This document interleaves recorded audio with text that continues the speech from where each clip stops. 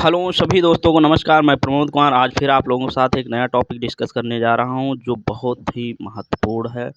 इस समय भारतीय अर्थव्यवस्था तथा विश्व ग्लोबल अर्थव्यवस्था के सामने जो मंदी की स्थितियां देखने को मिल रही हैं, उसी की विषय में रिजर्व बैंक ने एक रिपोर्ट जारी की है। तो उसके बारे में हम आप लोगों को एक अच्छी सी जानकारी उपलब्ध कराते हैं। तो आज का टॉपिक है रिजर्व बैंक की report, black swan event. Reserve bank ने अपनी ताज़ा रिपोर्ट में कहा कि अगर ग्लोबल इकोनॉमी ब्लैक स्वान जैसी घटनाओं से प्रभावित होती है तो भारतीय बाजार से $100 बिलियन यानी 8 लाख करोड़ रुपए तक की निकासी की संभावना है। जैसा कि रिजर्व बैंक ने बताया है कि ब्लैक स्वान जैसी घटनाएं हो सकती हैं। ब्लैक स्वान, जैसा कि हम लोगों को जनरली पता है कि जो हंस होता है वो सफ़ेद होता है, लेकिन ये जो है ब्लैक स्वान, एक काला हंस जो है एक दुर्लभ पक्षी है।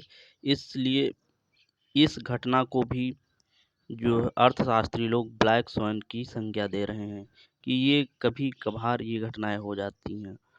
ब्लैक हंस सिर्फ ऑस्ट्रेलिया में पाया जाता है और अभी हाल ही में अमेरिका के सभी इन्वेस्टर ने भारत में बहुत ही ज़्यादा इन्वेस्ट किया था।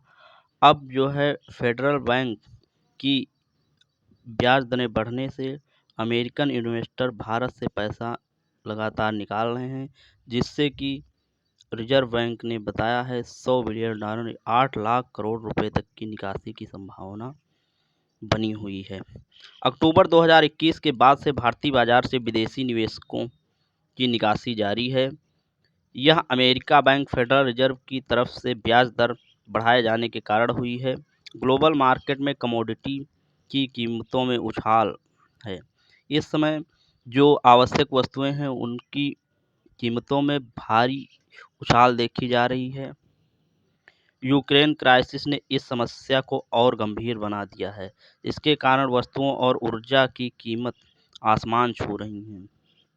अगर आप कोई भी एग्ज़ाम दे रहे हैं, उसमें इकोनॉमिक क्राइसिस के बारे में डिस्कस कर रहे हैं, तो इसमें यूक्रेन क्राइसिस का भी ज़रूर आप डिस्कस करिएगा, जिसके कारण हमारी ऊर्जा कीमतें और खाद्यान्न वस्तुएं आसमान छू रही हैं। तमाम कारणों से ग्लोबल इकोनॉमी सुस्ती में जा रही है। आरबीआई के गवर्नर के अनुसार भारत के लिए पूंजी प्रवाह वैश्विक स्तर पर जोखिम की धारणा में आने वाले बदलावों के लिहाज से सबसे संवेदनशील है। इस समय जो है भारतीय अर्थव्यवस्था में जो बदलाव हो रहे हैं, उनमें सबसे संवेदनशील स्थिति बनी हुई है। संभावित जीडीपी की निकासी का 2.6 से 3.6 तक हो सकती है। ये जो है जीडीपी का 2.3 से 3.6% तक निकासी हो सकती है। जीडीपी का 3.2% यानी एक वर्ष में 100.6 अरब डॉलर होगा। ये जो है निकासी की धनराशि 100.1 अरब डॉलर बनेगा। आरबीआई के अनुसार 10 जून 2022 को विदेशी मुद्रा भंडार घटकर 596.458 अरब डॉलर रह गया, जो 3 सितंबर 2021 को 642 अरब डॉलर रिकॉर्ड हाई पर था। तो देखिए अभी 6-7-8 महीने में ही हमारा कितना जो है विदेशी भंडार कम हो गया है। तो ये एक मंदी की तरफ इशारा कर रहा है। हमारी अर्थव्यवस्था मंदी की तरफ धीरे धीरे सुस्त होती जा रही है। तो जैसा कि सभी दोस्तों को पता है, मैं पिछले वीडियो से एक क्वेश्चन डिस्कस करता हूँ, जिस प्रश्न का सही जवाब आपको कमेंट बॉक्स में बताना रहता है। तो आज का प्रश्न है, नोंग खाइलेम वन्यजीव अभयारण्य किस राज्य में स्थित है? तो आपको इसका सही जवाब कमेंट बॉक्स में बताना रहता है और आप लोग थोड़ा उंगलियां चला दिया करें, जिससे कि आपके अंदर भी कॉन्फिडेंस डेवलप होता है। ये एक मानसिकता होती है। जो व्यक्ति अगर किसी क्वेश्चन या किसी भी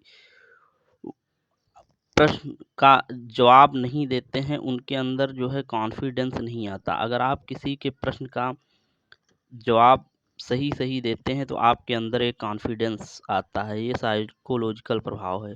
तो इसलिए आप अपने अंदर एक कॉन्फिडेंस को विकसित करने के लिए कोई अगर आपसे क्वेश्चन पूछ रहा है तो उसका गलत सही जवाब ज़रूर दिया करें, जो भी आपको पता हो। ना पता हो तो पूछ लिया करें, तो इससे आपके अंदर एक कॉन्फिडेंस विकसित हो जाता है। ये बहुत ज़रूरी है पढ़ाई के लिए।